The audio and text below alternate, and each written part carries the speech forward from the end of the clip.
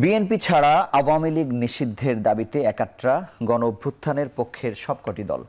আন্দোলনের তৃতীয় দিনে নড়ে চড়ে বসেছে অন্তর্বর্তী সরকারের উপদেষ্টা পরিষদ। চলছে প্রধান উপদেষ্টার নেতৃত্বে জরুরি বৈঠক। ফ্যাসিবাদ বিরোধী জাতীয় ঐক্যের আলটিমেটামে কি নিষিদ্ধ হতে যাচ্ছে আওয়ামী লীগ? যদি হয়ও কি হবে পরবর্তী ফলাফল? এসব নিয়ে আজকের এখন প্রকাশ নাম দিয়েছি আলটিমেটাম। অতিথি হয়ে এসছেন নীলোফার চৌধুরী মনি, স্বনির্ভর বিষয়ক সহ সম্পাদক বিএনপি। সঙ্গে আরও আছেন সোহরাব হাসান, সিনিয়র সাংবাদিক ও কলামিস্ট। আরও আছেন আরিফুর রহমান তুহিন, যুগ্ম মুখ্য সমন্বয়ক এনসিপি। আপনাদের তিনজনকে স্বাগত জানাচ্ছি আমাদের অনুষ্ঠানে। আমি একেবারে শুরুতেই নীলোফার চৌধুরী মনি আপনার কাছেই জানতে চাই যে আজকে আমরা সারা দিন শুধু নয়, গত দুদিন থেকে আসলে দেখছি যে গণ অভ্যুত্থানের সবকটি দলই, পক্ষের দল সবাই আসলে আওয়ামী লীগ নিষিদ্ধের দাবিতে একসঙ্গে আন্দোলন করছে। কখনো কখনো বলা হচ্ছে বিএনপিকে আহ্বান জানানো হচ্ছে। আপনারা যে এখানে নেই, সেটি কোনো কৌশলগত কারণ কিনা? ধন্যবাদ আপনাকে। যারা শুনছেন আমার শুভেচ্ছা অভিনন্দন, আমার সহ আলোচক বৃন্দকে শুভেচ্ছা। দেখেন, বিএনপি এমন একটা দল যে এই মুহূর্তে আপনার আওয়ামী লীগ বিহীন এই মুহূর্তে সবচেয়ে বড় দল, এবং বিএনপি যদি এক হয় অন্য দলগুলো আর 99, 100, 102, 4, 5 এটসেট্রা। তো বিএনপি অনেকদিন রাষ্ট্র পরিচালনা করেছে, সেইখানে বিএনপি বুঝে যে কোনটা করা যায় কোনটা করা যায় না। এটা কোনো অনুরাগ বিরাগের মানে হয়ে আমরা কথা বলছি না। যেটা একটা অনির্বাচিত সরকার আপনার নিষিদ্ধ করতে পারে না চাইলেই। একটা সরকার আপনি দেখেন যে আওয়ামী লীগের সময় ফ্যাসিস্ট যখন চরমভাবে জামাতের উপর আপনার প্রতিশোধ পরায়ণ হলো, তাদের শুধু ফাঁসি দিয়েই ক্ষান্ত হয়নি, তাদের কিন্তু দল থেকে তাদের মার্কা ফেলে দিল, তাদের নিবন্ধন ফেলে দিল, এবং সর্বশেষ তাদের পতনের 2 দিন আগে তারা কিন্তু একদম নির্বাহী আদেশে কিন্তু ব্যান করে দিল। তো আমরা কি দেখলাম? সরকার চেঞ্জ হলো, রেজিম চেঞ্জ হলো, জামাতকে কি ব্যান করা সত্যিই গিয়েছে, নাকি জামাতের ডাবল প্রমোশন, ট্রিপল প্রমোশন হয়েছে? তো আমরা তো বিএনপিকে সবচেয়ে যারা কষ্ট দিয়েছে তার নাম আওয়ামী লীগ। সবচেয়ে যারা বিএনপির গুম, খুন, হত্যা থেকে শুরু করে যত রকম সমস্যা আছে, শীর্ষ সন্ত্রাসীদের মুক্ত করে বিএনপির নেতাদেরকে ডান্ডাবেড়ি পরিয়ে জেলখানায় ঢুকিয়ে রেখেছে। সেইখানে বিএনপি জেনে বুঝে এই কাজটা, বাচ্চাদের মতো এই কাজটা বিএনপি কিভাবে করবে, যেটা আইনের মধ্যে পড়ে না। এটা যদি হতো 1-2 দিন, ওই 5ই আগস্টের পরে 2-1 দিনের মধ্যে যদি হতো, সেটাও তো হয় না। কারণ 5ই আগস্টে আপনি দেখেন তারা বলে যে তারা বিপ্লব করেছে, অভ্যুত্থান করেছে। অভ্যুত্থানই আমি বলবো, কারণ বিপ্লব করলে বিপ্লবের শপথটা হতো হয় শহীদ মিনারে, না হয় কোনো খোলা ময়দানে, ওই কাদের হাতে, হয় শহীদের কোনো বাবা মার হাত দিয়ে, অথবা শহীদের কোনো ভাই বা স্ত্রীর হাত দিয়ে বা সন্তানের হাত দিয়ে। সেটা হলে আমি বলতে পারতাম বিপ্লব। বিপ্লবকে আমি তখনই বলতে পারতাম যদি বিপ্লবের যারা মেন নায়ক তারা কোনোদিন ফল ভোগ করে না। আমি যদি এটা দেখতাম, আমি দেখি এখন একদম 2 টাকা 3 টাকায় 4 আনা 5 শিকাতে বিক্রি হচ্ছে, কেনা হচ্ছে। বাট এটাকে বিপ্লব বলে না। আপনাদের পক্ষ থেকে কিন্তু বলা হয়েছে 450-500 নেতাকর্মী মারা গিয়েছে বিএনপির, এবং প্রথম দিকে কিন্তু এই কথাগুলো আপনারা বলছিলেন না, যেটি পরবর্তীতে এসে বললেন যে এটি গণ অভ্যুত্থান না, বা অন্য শব্দ ব্যবহার করা হচ্ছে। আমি আপনাকে একটা কথা বলি। প্রথমে 1 নাম্বার হলো বিএনপি তো সবসময় গ্রাউন্ডে এবং আন্ডারগ্রাউন্ডে ওই সরকারের সঙ্গে আমাদের দ্বন্দ্ব ছিল, সংগ্রাম ছিল, সেটা একটা জিনিস। আর দ্বিতীয়ত, নিজের নেমপ্লেট ফেলে দিয়ে আন্দোলন করা কিন্তু একটা বিরাট ব্যাপার। নেমপ্লেট ফেলে দিলে, আমরা যখন 100 জন থাকি, আপনি আমাকে হয়তো চিনতে পারেন, আমি এমপি ছিলাম, আমি টকশো করি, বা আমি বহু বছর রাজনীতি করি, কিন্তু আমাদের আর 100 জন যদি আমরা একসাথে মিলে যাই, আপনি কয়জনকে আলাদা করে বের করতে পারবেন না। বিএনপিরও ঠিক একই অবস্থা। আমরা যখন কোনো মিছিলে যাই, 1000, 2000, 5000 লোক যখন আমরা দেখি, আমরা কিন্তু পেছনের অনেকগুলো মুখটাকে চিনি, সবার নাম ইন্ডিভিজুয়াল ওইভাবে আমরা বলতে পারি না। তো সেই জায়গায় আপনার আন্ডারগ্রাউন্ডে তারা কাজ করেছে, কাজ করে জানাতে তো হবে, তখন অবস্থাটা আপনি বুঝেন। নাম্বার 1। নাম্বার 2 হলো বিএনপি। আমি আপনাকে বলি, যারা এখন পর্যন্ত যারা এনসিপি বা অন্যান্যভাবে এই যে বিভিন্ন দল করছে, তারা তাদের কিংবা ক্ষমতাভোগী লাইক আপনার উপদেষ্টারাও কিন্তু বিএনপির সাথেই যুক্ত। দেখেন, একজন উপদেষ্টার বাবা নিজে এখন পর্যন্ত বিএনপি করে, আরেকজন উপদেষ্টা বিএনপির ঘরে বিয়ে করেছে, বিএনপির সে অনেক দল করেছে, কিন্তু সেটা তো হতেই এরকম পারে। আমি হতেই পারে, আমি এইটাই বলছি যে আপনার এই যে 200 400 500 মারা গিয়েছে, তো আমি সেটাই বলছি সব ম্যাক্সিমামই বিএনপি মনা বিএনপির ঘরের, কারণ বিএনপি বড় দল। আর যারা আসছে তারা কিন্তু অন্য অন্য দল থেকে, যেমন আওয়ামী লীগ ছাত্রলীগ করে কেউ আসছে লাস্ট দিন আপনার আন্দোলন করার জন্য, 2 মাস 4 মাসে আন্দোলন করে সে সমন্বয়ক হয়ে গেছে, রাজনীতিতে বড় কিছু একটা টার্নিং পয়েন্ট পেয়ে গেছে, প্ল্যাটফর্ম পেয়ে গেছে। বিএনপি তো তা করে নাই, বিএনপির খোঁজ নিতে হয়েছে, বিএনপি আন্ডারগ্রাউন্ড থেকে বের করে যখন শুনেছে তখন তারা নামের লিস্ট করেছে। বিএনপি তো তাও একটা লিস্ট করেছে, আমাদের তো জানা আছে, কিন্তু আপনি অন্য তারা কি বলতে পারবে এখন পর্যন্ত? এনসিপি যে একটা দল যারা সমন্বয়ক থেকে হয়েছে, তারাই কি একদম বুকে হাত দিয়ে বলতে পারবে যে আমরা যে মানুষগুলোকে বের করছি এর বাইরে যে লোকগুলো আছে আমরা জানি সবাইকে, প্রত্যেককে? এটা কিন্তু 2024-25 সাল। 1971 সালের কিন্তু আমরা 2 লক্ষ 1 লক্ষ 5 লক্ষকে আমরা 30 লক্ষ বানিয়ে ফেলেছি, 3 মিলিয়নকে 3 লক্ষকে 3 মিলিয়ন বলে ফেলেছি। আমাদের একটা ভুলের জন্য আমাদের অনেক মাসুল দিতে হয়েছে। এখন পর্যন্ত আমরা কিন্তু খুঁজে পাইনি সত্যিকার অর্থে আমাদের শহীদ কত। তো আজকের এই দিনে যদি আমরা না পাই, তাহলে 71-এ আমরা পাওয়ার কথা না। 71 তো অ্যানালগ পৃথিবী ছিল। সেই হিসেবে আমরা বলছি বিএনপি যেতগুলো বের করেছে, তো ওইভাবে এবং অত দেরি বোধহয় হয় না, 2-4 মাসের মধ্যে বিএনপির গুলো ক্লিয়ার হয়ে গেছে। নিষিদ্ধের প্রসঙ্গে আসে আপনি বলছেন যে এটি মানে একটা ছেলে খেলামোর কাজ আসলে বিএনপি করবে না, সেটি না করবেন। বিএনপি জানে যে এই নিষিদ্ধটা হবে না, বরং এইটা যদি কেউ তাদের ক্ষমতার অপব্যবহার করে নিষিদ্ধ করে, ধরেন আজকেও হতে পারে, এটা আরো বুমেরাং হবে, এটা উল্টা যে রিঅ্যাকশন হবে, রিভার্গেশন হবে, এটা চিন্তাই করা যায় না বাংলাদেশের প্রেক্ষাপটে।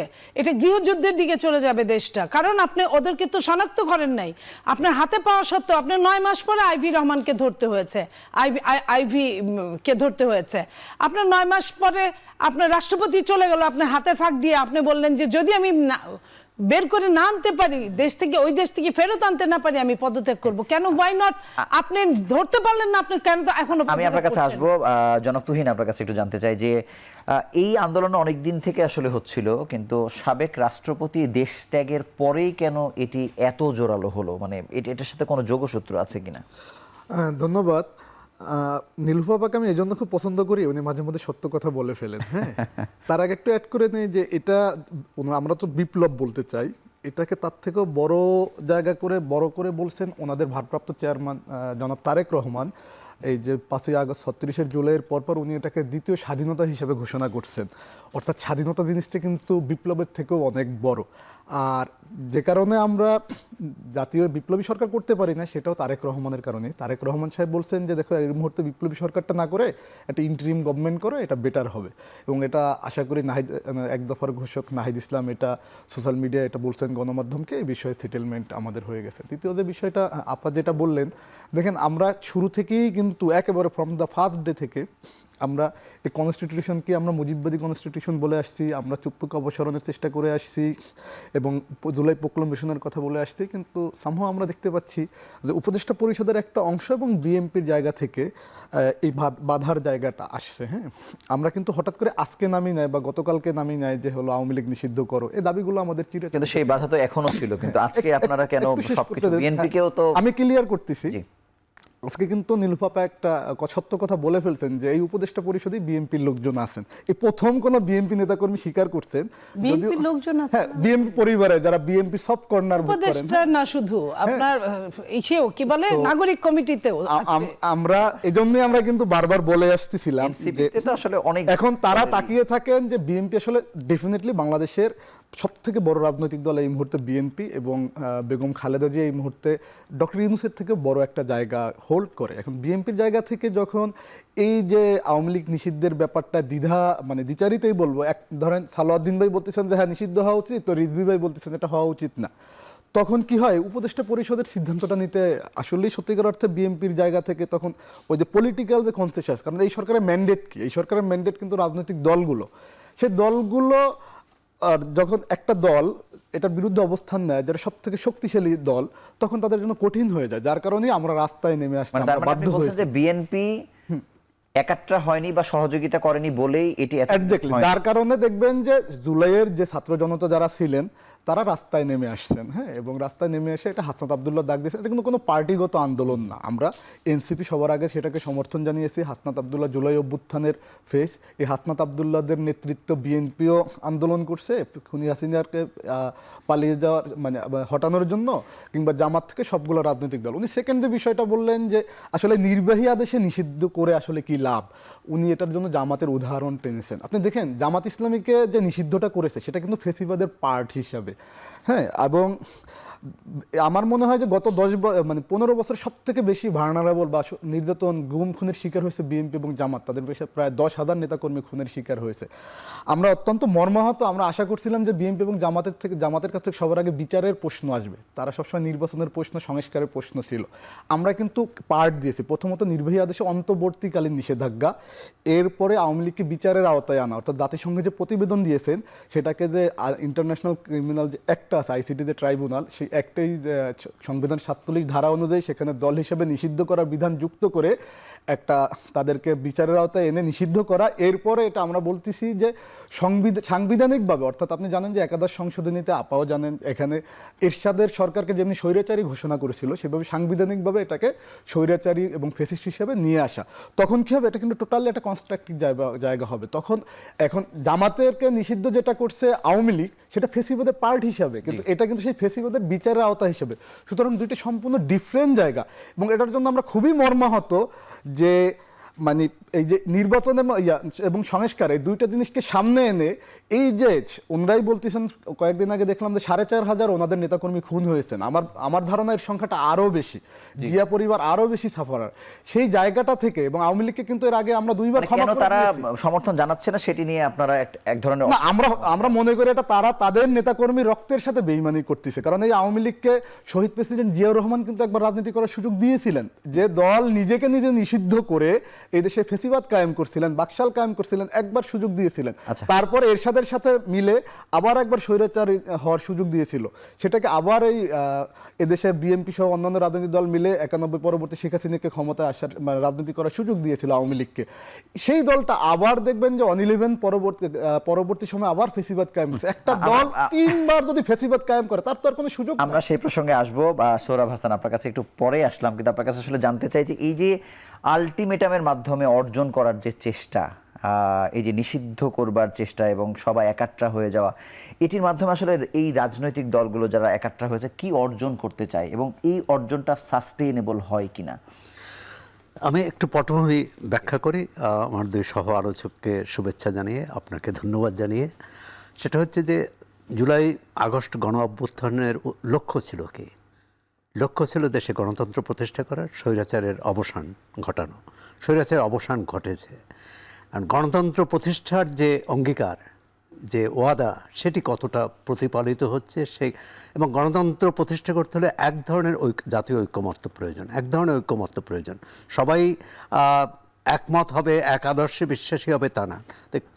মোটা দাগে অনেকগুলো বিষয়ে একমত হওয়া দরকার। কিন্তু আমরা এই অভ্যুত্থানের পর দেখেছি সেইটি হয়নি। এমনকি এই সর্বশেষ আওয়ামী লীগকে নিষিদ্ধ করার বিষয়েও মতভেদ। আপনি বলছিলেন বিএনপি ছাড়া সব দল। আমার মনে হয় যে এখানে তথ্যগত একটু বিভ্রান্তি আছে। সেটা হচ্ছে বিএনপির যে সহযোগী দলগুলো, সেটা কিন্তু কম না। গণতন্ত্র মঞ্চ এবং বিএনপির সমর্থক 12 দলীয় জোট। সুতরাং এটি যদি ধরেন তাহলে কিন্তু সেটি যারা আন্দোলনে আছে আজকে আওয়ামী লীগ নিষিদ্ধের পক্ষে এবং যারা নেই তার সমান সমান হবে। আচ্ছা, বরং এদিকে পাল্লা ভারী হতে পারে। আমি সেদিকে ভিতরে একটি হচ্ছে যে হ্যাঁ, একটা প্রশ্ন এসেছে যেটি নীলুফার আপু বললেন যে আন্দোলন বা দাবি তো দীর্ঘদিন ধরেই এনসিপি যখন এনসিপি হয়নি, নাগরিক কমিটি বা তার আগে বৈষম্য বিরোধী ছাত্র আন্দোলন থেকেই আওয়ামী লীগের নিষিদ্ধ হওয়ার কথা, বিচারের কথা, সংস্কারের কথা বলে আসছে। হঠাৎ করে এই যে আলটিমেটাম বা হঠাৎ করে যেই সময়সীমা বেঁধে দেওয়া, এটা আসলো কেন? যদি এটা এমন হয়ে থাকে যে সরকারের প্রতি অনাস্থা, কারণ সরকার কথা দিয়ে কথা রাখেনি। অন্তর্বর্তী সরকার আওয়ামী লীগের বিচার করছে না, এটি এনসিপির নেতারা বহুবার বলেছে, বিএনপির নেতারাও বলছেন যে বিচার যে গতি দৃশ্যমান নয়। দ্বিতীয় হচ্ছে যে সাবেক রাষ্ট্রপতি চলে গেলেন কিভাবে, তিনি তার সবার চোখে ধুলো দিয়ে যায়নি, আড়ালেও যাননি, অগোচরেও যাননি। এখন এ ব্যাপারে সরকারের কি ভূমিকা ছিল, কি নীতি ছিল? অবশ্যই এনসিপি সহ কেন, একজন সাধারণ নাগরিক হিসেবেও আমরাও সরকারের কাছে জানতে চাই যে কেন তাকে যেতে দেওয়া হলো, বা তার যাওয়ার ব্যাপারে যদি সরকার মনে করে যে তার যেতে দেওয়াটার মধ্যে কোনো ভুল ছিল না, কারণ তার বিরুদ্ধে কোনো নিষেধাজ্ঞা ছিল না। একজন নাগরিক, স্বাধীন দেশের নাগরিক, তিনি তার স্বাধীন মতো চলাফেরা করতে পারেন। যদি তার বিরুদ্ধে তিনি যদি দণ্ডিত না হন, তার বিরুদ্ধে গুরুতর অভিযোগ না থাকে, হ্যাঁ তার বিরুদ্ধে একটি মামলা আছে। এখন এই মামলার বিষয়ে যে কথাটি আছে, এই যে সম্প্রতি তথ্য উপদেষ্টাও বলেছেন যে এই গয়রাহ মামলায় আমরা বিব্রত। এখন সাবেক রাষ্ট্রপতির বিরুদ্ধে যে মামলাটি ছিল সেটি গয়রাহ না সেটি সুনির্দিষ্ট তথ্য প্রমাণ ছিল, এটি সরকারকে বলতে হবে, আইনশৃঙ্খলা রক্ষাকারী বাহিনীকে বলতে হবে। আর যদি এমন হয় যে তাকে যেতে দেওয়ার পরে এই পরিস্থিতিটা তৈরি হোক, এটি যদি, তাহলে আমি মনে করি এই কৌশলটাই বোধহয় সঠিক নয়। এনসিপি, গণতান্ত্রিক সমাজে এনসিপি কেন, যে কোনো দল যে কোনো দাবি দেওয়া সরকারের কাছে রাখতে পারে। আরেকটি হচ্ছে রাজনৈতিক হিসেব নিকেশ, সেটি কে লাভবান, মানে প্রথম হচ্ছে গণতন্ত্র লাভবান হবে কিনা, আইনের শাসন প্রতিষ্ঠিত হবে কিনা, এই যে কোনো সিদ্ধান্তের ক্ষেত্রে কোনটি লাভবান হবে। আরেকটি হচ্ছে যে গণতন্ত্র মানে কিন্তু একসঙ্গে চলা মানে কেউ অপরাধ করলে তার বিচার না করা নয়, তার বিচার হবে। কিন্তু দল হিসাবে বিচার করার ক্ষেত্রে পক্ষে যেমন যুক্তি আছে, বিপক্ষেও যুক্তি আছে। আওয়ামী লীগ কিন্তু গত 9 মাসে মাঠ ছাড়া, দেশ ছাড়াও বলা যায়, যারা দেশে আছে তারা আত্মগোপনে আছে। এক ধরনের এ অভিযোগ আছে যে এখন যে মাঠে সক্রিয় রাজনৈতিক দলগুলোই আওয়ামী লীগকে এক ধরনের জিয়ে রেখেছে। বিএনপির পক্ষ থেকে বলা হয় যে এনসিপি আওয়ামী লীগের তৃণমূল পর্যায়ের আওয়ামী লীগের নেতাকর্মীদের সহায়তা নিচ্ছে, এনসিপি বলে যে বিএনপি তাদেরকে সহায়তা করছে, পুনর্বাসিত করেছে। এই যে পরস্পর বক্তব্য, যে প্রতিপক্ষ, যে বিএনপি যখন বলে এনসিপি পুনর্বাসিত করছে, এনসিপি যখন বলে বিএনপি পুনর্বাসিত করছে, জামাত যখন বলে বিএনপি পুনর্বাসিত করছে, তখন কিন্তু ওই রাজনৈতিক দলটি যেটি দেশছাড়া হয়েছিল, যেটি গণ অভ্যুত্থানের মধ্য দিয়ে বিতাড়িত হয়েছিল, তারা কিন্তু পুনর্বাসিত হয়ে যায়। সুতরাং আমি মনে করি যে রাজনৈতিক দলগুলোর সাময়িক সুবিধার চেয়েও আমার মনে হয় দীর্ঘস্থায়ী সুবিধাটি দেখা উচিত। এবং সরকার যে কোনো সিদ্ধান্ত নিতে পারে। দীর্ঘস্থায়ী সুবিধার অংশ বলে আপনি মনে করছেন কোনটা? মানে না, যে কোনো এক হচ্ছে রাজনৈতিক ঐকমত্য নেই। 5 আগস্টের পরে যে ঐকমত্যটা ছিল, যার ভিত্তিতে সরকার গঠিত হয়েছিল, কিন্তু এখন সেই ঐকমত্যটা নেই। তাহলে সেক্ষেত্রে কি হতে পারে? একটা হচ্ছে যে বিএনপি যেমন বলে জনগণ সিদ্ধান্ত নেবে, হ্যাঁ আওয়ামী লীগ নিষিদ্ধের ব্যাপারে তাহলে গণভোট হতে পারে। এখন গণভোটটা কে করবে? আমরা সেই প্রসঙ্গে আসবো ছোট্ট একটু বিরতি নিয়ে। দর্শক, আপনারা দেখছেন এখন প্রকাশ।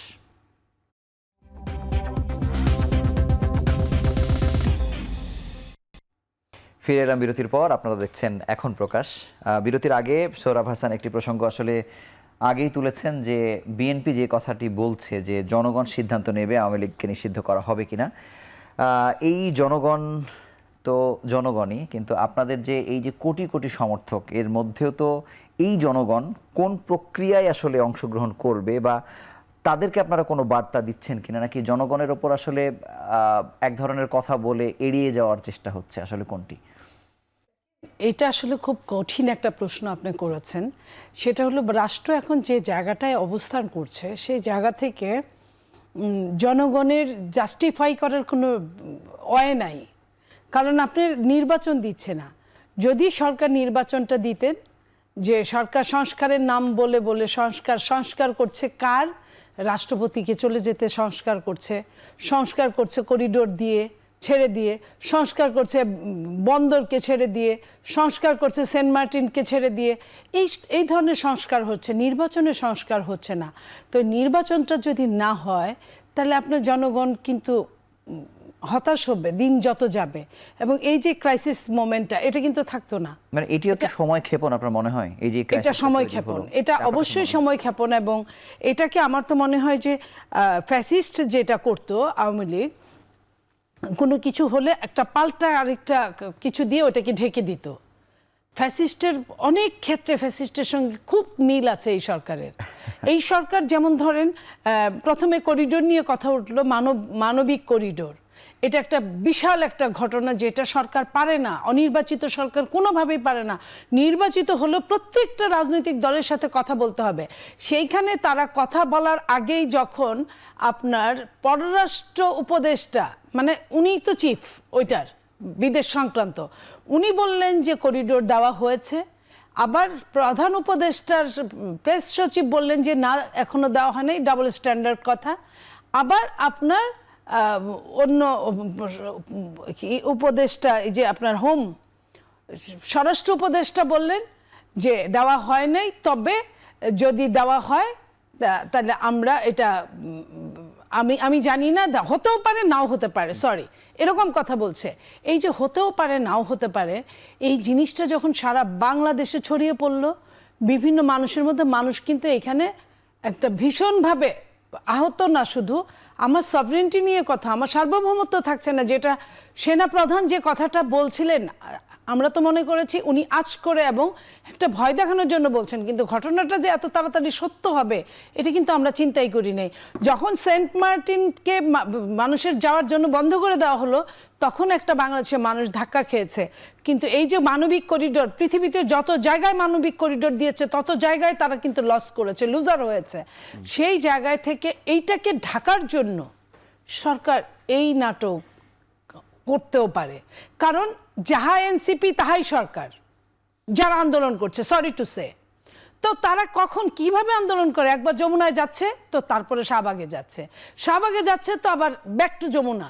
তা এই যে সারা দিন রাতে বাচ্চাগুলার যে শরীরকে গরমের মধ্যে থেকে যে এই যে নাটকগুলা করাচ্ছে, রাষ্ট্রের জন্য এটা কখনোই ভালো না। জনগণের সিদ্ধান্তের বিষয়টি আসলে একটু যদি ব্যাখ্যা করেন আমাদের। জনগণের সিদ্ধান্ত, আপনার জনগণের সিদ্ধান্তটা যদি, যেমন ধরেন তার আগে 2 দিন আগে আমাদের নেতা জনাব তারেক রহমান বলেছেন যে একটা রাষ্ট্রে নির্বাচনী প্রতিনিধি ছাড়া আসলে রাষ্ট্র ইম্পসিবল, ওইভাবে চলতে পারে না, এই অন্তর্বর্তীকালীন সরকার বেশিক্ষণ চলতে পারে না। উনি যেটা বোঝাতে চেয়েছেন, জনগণের ডিমান্ড হলো, জনগণ বলতে এটাই বোঝায়, যদি নির্বাচিত সরকার হতো, আমাকে যদি আমার এলাকার লোকজন 5 বছরের জন্য ম্যান্ডেট দেয় যে কোনো রাষ্ট্রীয় কাজের জন্য আমি আলোচনা সাপেক্ষে সংসদে আলোচনা তুলে আমি একটা ডিসিশনে যেতে পারি, এবং সংখ্যাগরিষ্ঠ ডিসিশনটাই কিন্তু জনপ্রতিনিধিত্বের কাজ। তো জনপ্রতিনিধি তো ওইখানেই, তাহলে সংসদ যদি থাকতো, রাষ্ট্রের যদি নির্বাচন হতো, তাহলে আজকে এই সমস্যাটায় পড়তে হতো না। যে কথাটা আমি, ফ্যাসিস্ট সরকার ফ্যাসিস্ট হতে পারে, সত্য সবসময় সত্য। শেখ হাসিনা যেটা বলে গেছিলেন যে আমি যদি সেন্ট মার্টিন দিয়ে দিতাম, আমি যদি এইটার যদি দিয়ে দিতাম, বন্দর দিয়ে দিতাম, তাহলে আমি আরেকবার ক্ষমতায় থাকতে পারতাম। রাখাল বালকের মতো ওই যে প্রত্যেকদিন বাগে খায়, শেখ হাসিনার ওই কথাটা হয়তো বাংলাদেশের জনগণ তার কোনো কথাই তখন বিশ্বাস করতো না। এত বেশি সে আমাদের কাছে, এত বেশি সে নিষিদ্ধের মতো ছিল। তো সেটা যদি মনে রাখতো, তাহলে হয়তো বা এই সরকার যে আসছে, তার এই সরকার তো বিদেশিদের সরকার। তো এটাই তো প্রমাণ করছে তারা এই কাজগুলো করে দিয়ে। সেটাকে ঢাকার জন্য যদি আজকে এই নাটকটা হয়, এটা কিন্তু চিরস্থায়ী না, নেভার এন্ড এভার। আজকে আমি আপনার কাছে লাইনটা শেষ করি, আওয়ামী লীগকে নিষিদ্ধ এই সরকার করতে পারে না, জনগণের ম্যান্ডেট বিহীন। তো এরপরে যদি করে এটা টিকবে না, এটা হয়তো কিছুক্ষণের জন্য সাময়িক নাটকটা দেখানো যাবে, আরেকটাকে ঢেকে রাখা যাবে। সোহরাব হোসেনের কাছে এখানে একটু জানতে চাই যে এই সময়েও জনগণ কি তার মতামত দিতে পারে কিনা, যেই জনগণ নিয়ে আসলে জামাত বলি, বিএনপি বলি, এনসিপি বলি, জনগণের টার্মটাই তো আসলে ব্যবহার করা হচ্ছে, মানে এটা সম্ভব কিনা? সব সরকারই তো জনগণের দোহাই দেয়, এবং দোহাই নির্বাচিত সরকার, অনির্বাচিত সরকার। একটি কথা যেটা প্রথম বললাম যে জাতীয় ঐকমত্য হলে কোনো সমস্যা নেই, মানে ঐকমত্যের ভিত্তিতে, যে ঐকমত্যের ভিত্তিতে এই সরকার গঠিত হয়েছে। যেমন এবি পার্টি তবে আমরা দেখলাম যে একটি ডাক দেয়া হয়েছে যে না, আমরা দেখলাম যে এখানে ঐকমত্যটা নেই। এখন সরকার কিভাবে করবে? একটা হচ্ছে নির্বাহী আদেশে করতে পারে, আরেকটা হচ্ছে জনগণের মত চাইতে পারে, গণভোটও করতে পারে। কারণ গণভোট যে আইনের মধ্য দিয়ে গণভোট বাতিল হয়েছিল, সেই আইনের বিরুদ্ধে রিট হয়েছে, মানে ত্রয়োদশ সংশোধনীর পঞ্চদশ সংশোধনী। সুতরাং এখন কীভাবে করবে সেটি সরকার বুঝবে, বা করবে কি করবে না। একবার বলা হয়েছিল যে সব দলের সাথে আলোচনা করে সিদ্ধান্ত নেবে। আমার জানা মতে কোনো দলের সাথে এখনো পর্যন্ত আলোচনার প্রস্তাব দিয়েছে। কিন্তু আমি যদি আপনার কাছে সরাসরি জানতে চাই যে আপনার মতামত জানতে চাই যে নিষিদ্ধ যদি করে ফেলা হয়, এটার ফলাফল বিএনপি একভাবে ভাবছে, এনসিপি একভাবে ভাবছে, আপনি কি মনে করেন? মানে এটার ফলাফলটা কেমন হতে পারে? এটা কি আসলে আরো রাষ্ট্র কোনো ক্ষতির মুখে পড়বে কিনা? না, রাষ্ট্রের সাথে এটা ধরেন নিষিদ্ধ করলো না, তাহলে রাষ্ট্রের কি লাভ হবে, বা রাষ্ট্রের কতটা, আর নিষিদ্ধ করলে রাষ্ট্রের ক্ষতি হবে কি? গণতান্ত্রিক যে ধারা, অর্থাৎ জুলাই অভ্যুত্থানের যে প্রত্যাশা, সেটি ক্ষতিগ্রস্ত হতে পারে। এ কারণে যে এই ঐকমত্যটা যে বিভাজিত হলো, সেটি রাষ্ট্রপতির সরানোর ক্ষেত্রে হয়েছে, সেটি সংবিধান এখন যেটি জাতীয় ঐকমত্য কমিশনের সাথে আলোচনা হচ্ছে, সেখানেও এখন পর্যন্ত অনেকগুলো দলের সাথে একাধিকবার আলোচনা হয়েছে, এনসিপির সাথে একাধিকবার হয়েছে, বিএনপির সাথে তো 4 দফা আলোচনা হয়েছে, কিন্তু মানে এই জায়গায় ঐকমত্যে পৌঁছতে পারে নাই বলে আসলে হচ্ছে না, পারে না। এটা তো বিএনপি বলছে যে আমরা একমত নয়। এখন বিএনপি হচ্ছে আরেকটি বিষয়, অনেক বিষয়ে কিন্তু এই সংস্কারের বিষয়ে, আওয়ামী লীগের বিষয়েও একে অপরের দিকে বল ছুড়ে দেওয়ার চেষ্টা করছে। বিএনপি বলছে এটা সরকার করুক, সরকার বলছে হ্যাঁ তোমরা সবাই আসলে সংস্কারের ক্ষেত্রেও যে সবাই একমত হলে আমরা করব।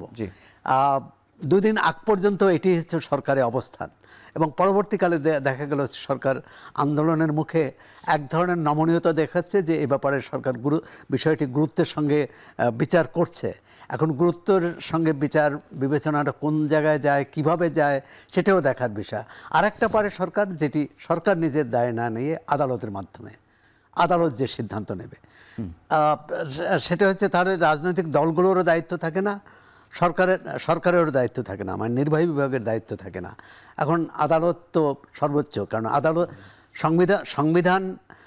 সংবিধান আমরা সংশোধন করি, সেটি বৈধ কি, মানে সেটি যথার্থ কি যথার্থ নয়, সেটাও কিন্তু আদালত নির্ধারণ করে। অর্থাৎ সংবিধানের বা যে কোনো আইনের ব্যাখ্যাদাতা হচ্ছে আদালত, মানে সর্বোচ্চ আদালত। সেভাবে হতে পারে আর কি। আরিফুর রহমান, আপনার কাছে একটু জানবো যে ধরে নেন যে নিষিদ্ধ হয়ে গেল, যে আশঙ্কা বিএনপির পক্ষ থেকে বা অনেকের পক্ষ থেকে করা হচ্ছে, বা নিষিদ্ধ হওয়া না হওয়ার আগেও আওয়ামী লীগকে আমরা যে চরিত্রে আসলে দেখছি, এখনও বিভিন্নভাবে অস্থিতিশীলতা তৈরি করা, কখনো কখনো আমরা গত কয়েকদিনের মধ্যে একটি হামলার ঘটনা দেখেছি আর কি, তাদের বিরুদ্ধে যারা মিছিল করছিল আর কি। নিষিদ্ধ হয়ে গেলে কি সব সমস্যার সমাধান হয়ে গেল? কি মনে করেন আপনি? আমি তার আগে একটা নীলুফা মনি আপার একটা কথার আমি তীব্রভাবে প্রত্যাখ্যান করে বলতেছি যে সরকারের 2জন ছাত্র উপদেষ্টা আছে বৈষম্য বিরোধী ছাত্র আন্দোলনের। আপাও শুরুতে বলছেন যে এটা সকল দলের ম্যান্ডেট নিয়েই তারা আছেন, এর বাইরে স্বাভাবিকভাবে যে এনসিপিকেও তারা রিপ্রেজেন্ট যেভাবে করে, বিএনপিকেও তারা সেমভাবে রিপ্রেজেন্ট করে। এর বাইরে এই সরকারের আমাদের কোনো স্টেক নেই। আমরা মনে করি এই সরকারের যারা আছেন বরং তারা চরম লেভেলের একটা বিএনপির সাথে মিলে একটা ধূর্ত বা ধোঁয়াশা পরিবেশ তৈরি করতেছে। ভাই যেটা বললেন সোরাব ভাই, যে মানে পিলো পাসিং, হ্যাঁ, এর কোটে দিচ্ছে, এর কোটে দিচ্ছে। আর একটা বিষয় হচ্ছে যে বিএনপি বা প্রফেসর ইউনূস সাহেব তারা যখন অন্য কথাগুলো বলেন, তখন তারা বলেন যে হ্যাঁ এটা জনগণের দাবি, হ্যাঁ, যেমনি নির্বাচনের কথা বলেন এটা জনগণের দাবি।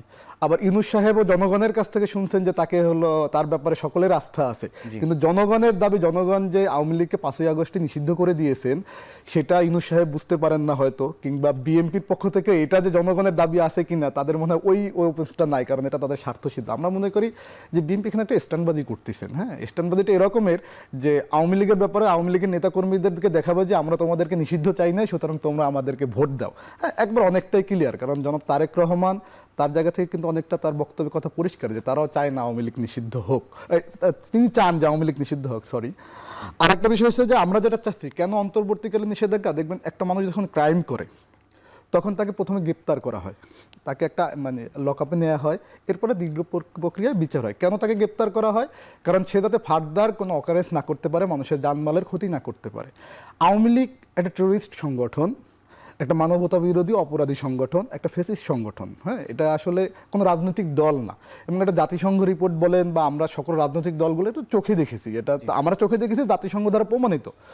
এখন এই দলটাকে আমরা এই জন্য অন্তর্বর্তীকাল প্রথমে চাচ্ছি কি আমরা অন্তর্বর্তীকালীন সময়ের জন্য সন্ত্রাসী আইন, তারা যে সন্ত্রাসী কর্মকাণ্ড করছে এই জন্য নিষেধাজ্ঞা দেওয়া হোক, যাতে সে পরবর্তীতে আর এ ধরনের অ্যাক্টিভিটিস যদি করতে যায় পুলিশ দল যাতে আইন শৃঙ্খলা বাহিনী তার বিরুদ্ধে ব্যবস্থা নিতে পারে। এর পাশাপাশি সে যে এখন তাকে নিষেধাজ্ঞা করলে তো তার মানবতা বিরোধী যে সে অপরাধ করছে দল হিসাবে আওয়ামী লীগ, এই যে গত 54 বছরে যে করে আসছে, মুক্তিযোদ্ধাদের হত্যা করলো, দাসদের হত্যা করলো, শহীদ প্রেসিডেন্ট জিয়াউর রহমানকে হত্যার পিছনেও আওয়ামী লীগের দায় আছে বলেই বাঙালি জাতি মনে করে। সো এই যে ধাপে ধাপে তারা যে হাজার হাজার না লাখ লাখ মানুষকে খুন করলো, এটা তো একটা বিশাল মানবতা বিরোধী অপরাধ। সো সেই অপরাধের বিচারটার জন্য আমরা বলছি যে এই যে ইন্টারন্যাশনাল ক্রিমিনাল যে ট্রাইব্যুনাল আছে, ট্রাইব্যুনালের একটা সংশোধন করে তাকে মানবতা বিরোধী অপরাধে, যেভাবে নুরেনবার্গ ট্রাইব্যুনালে হিটলারদের নাৎজি বাহিনীর বিচার হয়েছে, সেভাবে বিচারের আওতায় এনে মানে চূড়ান্তভাবে হলো তাদেরকে নিষিদ্ধ করা হোক, অর্থাৎ এটা হবে বিচার। আর তার আগ পর্যন্ত সে যাতে পরবর্তীতে কারো গুম খুন, কারণ আপনি দেখবেন এখনো বিভিন্ন জায়গায় হামলা করতেছে, বিএনপি, জামাত, এনসিপি, নিষিদ্ধ হলেও তো সে করতে পারে না। তখন কিন্তু এখন কিন্তু আইনগতভাবে আওয়ামী লীগ একটা বৈধ দল। আওয়ামী লীগ যদি আজকে বলে পল্টন ময়দানে সে সমাবেশ করবে, আপনি কিসের ভিত্তিতে তাকে আটকাবেন? আপনি যদি গণতন্ত্রের প্র্যাকটিস করেন, আপনি যদি বলেন সে নির্বাচন হলে তখন কিন্তু আইন শৃঙ্খলা বাহিনী তার বিরুদ্ধে অ্যাকশন যাইতে পারতেছে। কিন্তু যতক্ষণ পর্যন্ত আপনি অন্তর্বর্তীকালীন নিষেধাজ্ঞা না দিবেন ততক্ষণ পর্যন্ত সে অন্যায় করলেও আপনি কিছু করতে পারবেন না। একটা লাইন বলতে পারি? জি জি প্লিজ। পৃথিবীতে একটা চোরকেও আত্মপক্ষ সমর্থনের সুযোগ দেওয়া উচিত। এখানে আত্মপক্ষ সমর্থনের কিন্তু কোনো সুযোগই নাই। তো আত্মপক্ষ সমর্থনের সুযোগ না থাকলে তাকে আপনি নিষিদ্ধ করলেন, আপনি কি ভয় পান? তাকে তার বৈধ অধিকার থেকে বঞ্চিত করে? সেও তো এই দেশের নাগরিক, হতে পারে সে খারাপ, তার বিচার হবে, তার ফাঁসি হবে। আমরা বিচার চাই। আমরা যদি 100 জনে বিচার করি, 100 জনে 99 জন আওয়ামী লীগের খারাপ লোক, তারা বিচারের আওতায় আসুক, কিন্তু আত্মপক্ষ সমর্থনের সুযোগ দিতে হবে। যেটা জামাতের যখন ফাঁসি হয়েছে অনেক, তখন আমরা এই কথাটাই বলেছি, আত্মপক্ষ সমর্থনের ওইখানে সুযোগের অভাব ছিল। আমরাও কিন্তু যখন আপনি বিচারের আওতায় আসবে তখন কিন্তু আত্মপক্ষ সমর্থনের সুযোগটা আসবে। কিন্তু আমরা কি দেখতে পাচ্ছি যে দিল্লিতে বসে সে মানে দিল্লি তো ফেসিবাদ কায়েমের একটা ষড়যন্ত্রকারীর অংশ, অর্থাৎ খালেদা জিয়া বা তারেক রহমান কিংবা জামাত ইসলামী যদি দিল্লির দাসত্ব মেনে নিত তাহলে কিন্তু এদেশে এই হত্যা গুম খুন হতো না। দিল্লির দাসত্ব না করার কারণে তারা আওয়ামী লীগকে তৈরি করেছিল। সেখানে বসে বসে মানে তালিকা করতে বলতেছেন, শেখ হাসিনা তার নেতাকর্মীদেরকে দেশে বসে বসে তালিকা করতে বলতেছেন যে কারা কারা আছে, এদেরকে বাড়িঘর পুড়িয়ে দাও, এদেরকে খুন করো, গুম করো। এই ধরনের একটা জায়গা, সেই জায়গা থেকে অ্যাক্টিভিটিসগুলো কমবে বলে আপনারা মনে করছেন? হ্যাঁ, তখন তো আইন শৃঙ্খলা বাহিনী সে অ্যাকশনে যেতে পারবে। এবং আমি মনে করি বিএনপির উচিত যেই মেকানিজমে তারা বুঝতেছেন যে হ্যাঁ নির্বাচন দরকার, জনগণের দাবি, ওইভাবেই এটা জনগণের দাবি কিনা তাদের যাচাই করা উচিত। আর নির্বাচন কিন্তু আমরা সবাই চাই, কিন্তু আমরা কি নির্বাচনটা ঠিক সেই শেখ হাসিনার করা আইনগুলোর অধীনে করব, যে নির্বাচনটা 2024 সালে আওয়ামী লীগ? আমরা নির্বাচনের প্রসঙ্গে আসবো, আমরা আবারও বিরতিতে যেতে হচ্ছে। দর্শক, আপনারা দেখছেন এখন প্রকাশ।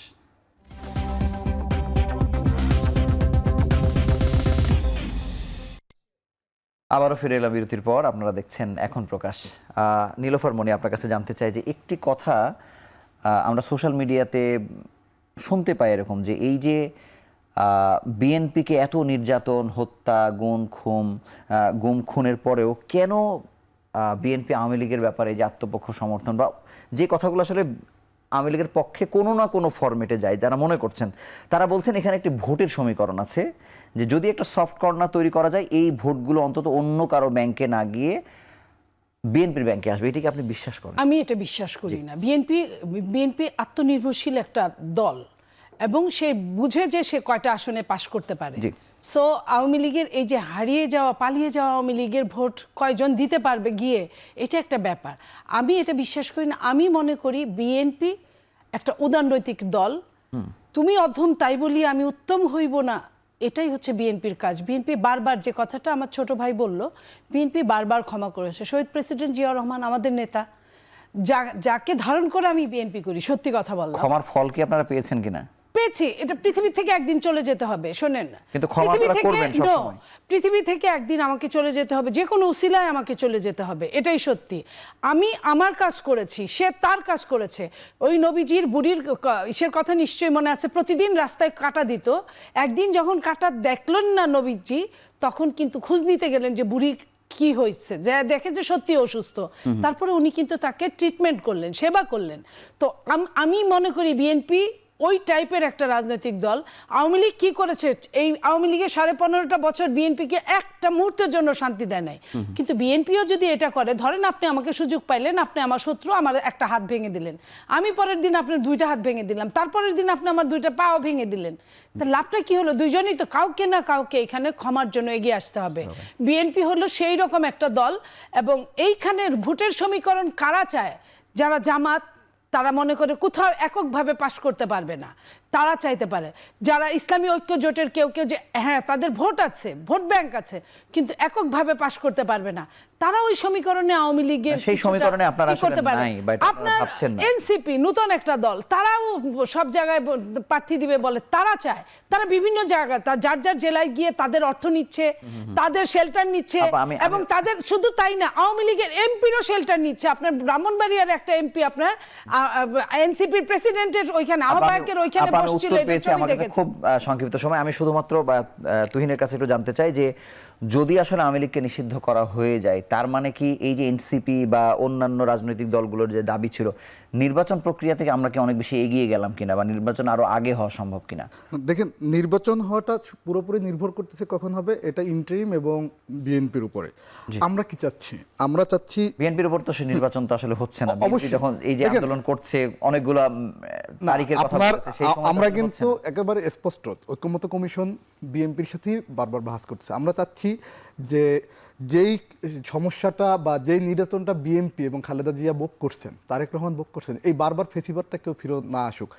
আপনি 90-এর গণ অভ্যুত্থানের সংক্ষেপে পরে, শেষ হ্যাঁ, করবেন, জি। 90-এর গণ অভ্যুত্থানের পরে কিন্তু আমরা একটা লিখিত রূপরেখা করেছিলাম, সেটাকে মাগুরা নির্বাচন দিয়ে বিএনপির হাত ধরেই খতনা হয়েছে। সুতরাং খালেদা জিয়া খুবই ভালো মানুষ, উনি এদেশের জন্য আসলে গণতন্ত্রের মাতা, কিন্তু তাকে যে মিসগাইডেড করবে না, আমরা কিন্তু সেই আস্থাও পাচ্ছি না। আমরা চাচ্ছি কি, এখন কি আমরা হাসিনার অধীনে আমরা নির্বাচন করব? আর ক্ষমার বিষয়টা যদি বলেন, তাহলে তো দেশে বিচার আদালতের দরকার নাই, আমরা ক্ষমা করেই দিতে ক্ষমার পারি। অন্য প্রসঙ্গে আমি বলছি যে নির্বাচন এগিয়ে যাবে কিনা। অবশ্যই নির্বাচন, এটা তো আমরা কি বলছি যে ফেসিবাদী ব্যবস্থা বিলোপ করতে হবে এবং নির্বাচন দিতে হবে, গণপরিষদ নির্বাচন এবং জাতীয় নির্বাচন দুটো একসাথে দিতে হবে। এখন বিএনপির উপরেই নির্ভর করতেছে তারা কতটা কল্যাণ রাষ্ট্র চায়, নাকি আগের ব্যবস্থায় ফেরত। ওকে, আমি ধন্যবাদ সোহরাব হাসান, আপনার কাছে শুধু জানতে চাইবো যে নিষিদ্ধের সঙ্গে মানে বাংলাদেশের ভোটের সমীকরণ বা রাজনৈতিক প্রভাব এটি কতটা সুদূর প্রসারী, বা মানে এই জায়গায় আপনার ব্যাখ্যা কি? ভোটের হিসেব নিকেশের চেয়ে জরুরি হচ্ছে গণতন্ত্র প্রতিষ্ঠিত হবে কিনা। জি, সেটি নিষিদ্ধ হলে গণতন্ত্রের জন্য সহায়ক হবে, না গণতন্ত্রের জন্য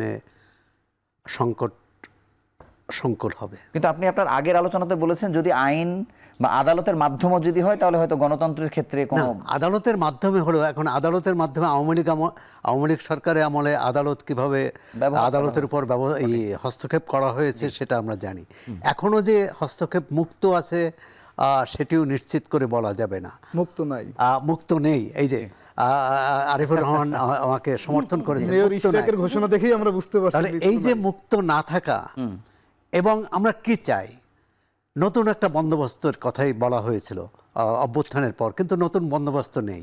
এটা শুধু যে পুরনো দল বিএনপির জন্য সত্যতা না, নতুন দল এনসিপির নতুন তরুণ বন্ধু সামনেই বলছি, এনসিপিও কিন্তু নতুন ধারা দেখাতে পারেনি আমাদের। যদি দেখাতে পারতো, আমরা এই দেশের মানুষ, মানে বিপুল সংখ্যক মানুষ, কোটি কোটি মানুষ আরও আশান্বিত হতে পারতো। কোথায় একটা পিছুটান আছে। এখন এই পিছুটানটা তাহলে কি আমরা স্বার্থের কাছে, ব্যক্তি স্বার্থ, গোষ্ঠী স্বার্থের কাছে পরাজিত হচ্ছি? যদি সেটি হয়ে থাকে, তাহলে নিষিদ্ধ হোক বা না হোক, গণতন্ত্র কিন্তু মুখ থুবড়ে পড়বে, এবং যে লক্ষ্যে একটি নির্বাচন হবে, একটি সরকারও আসবে, কিন্তু গণতন্ত্রের আকাঙ্ক্ষা, জনগণের যে আকাঙ্ক্ষা, এবং এই আন্দোলনে শুধু ছাত্র নেতৃত্ব নয়, শুধু রাজনৈতিক দল নয়, এই আন্দোলনের সক্রিয় অংশ ছিল খেটে খাওয়া মানুষের, সাধারণ মানুষের, যাদের কাছে রাষ্ট্র কখনোই যাদের কাছে পৌঁছায়নি, কিন্তু তারা বারবার আন্দোলনে জীবন দিয়েছে, কষ্ট স্বীকার করেছে, ত্যাগ স্বীকার করেছে, কিন্তু তাদের ভাগ্যের পরিবর্তন হয় নাই। তাদের ভাগ্যের পরিবর্তন না হলে কোনো মানে বাংলাদেশের গণতন্ত্র যেমন টেকসই হবে না, একটি বৈষম্যহীন বাংলাদেশ যেটি জুলাই অভ্যুত্থানের লক্ষ্য, সেই লক্ষ্যও পূরণ হবে না। আমরা আশা করি এই মানে বিভিন্ন বিষয় নিয়ে এই ঝগড়াঝাটি বাদ দিয়ে উচিত রাজনৈতিক দলগুলোর একটা লক্ষ্যে পৌঁছানো, একটা জায়গায় পৌঁছানো। এখন আমরা যদি নীলুফার আপা যেমন বললেন, এই অন্তর্বর্তী সরকার যদি ফ্যাসিবাদের উত্তরাধিকার হয়ে থাকে, তাহলে তো প্রথম আন্দোলন করা উচিত এই দুই পক্ষেরই, এনসিপি এবং বিএনপির এই অন্তর্বর্তী সরকারের বিরুদ্ধে। তা আওয়ামী লীগ নিষিদ্ধ করার আন্দোলন পরে, আগে আন্দোলন করতে হবে যারা ফ্যাসিবাদী ধারা এখনো বহাল রাখছে তাদের। নতুন সমীকরণের কথা বলছেন, আপনাকে ধন্যবাদ এবং আপনাদের তিনজনকে আমাদের সঙ্গে যুক্ত হওয়ার জন্য আন্তরিকভাবে অভিনন্দন জানাচ্ছি। একটি পক্ষ নয়, অনেকগুলো পক্ষ মিলেই যেমন চাই যে আওয়ামী লীগ নিষিদ্ধ হলে সব সমস্যার সমাধান হবে, আবার আরও একটি পক্ষ বা তার সঙ্গে বিএনপির সঙ্গে আরও অনেকগুলো দল বলছে আসলে এই পক্ষে মানে এই মাধ্যমে সমাধান সম্ভব নয়। তবে বিশেষজ্ঞ মতামত হচ্ছে যে গণতন্ত্র কোন পথে সুরক্ষায় থাকবে সেটির দিকেও আসলে নজর রাখা উচিত। তবে আমরা জানবো খুব অল্প সময়ের মধ্যে যে আসলে নিষিদ্ধ হচ্ছে কি হচ্ছে না, এবং বাংলাদেশ আসলে কোন দিকে যাবে এই সিদ্ধান্তের ওপরে অনেক কিছু নির্ভর করছে। আপনারা ভালো থাকুন, সুস্থ থাকুন। আগামী পর্বে আবার আমরা নতুন কোনো বিষয় নিয়ে হাজির হব। আল্লাহ হাফেজ।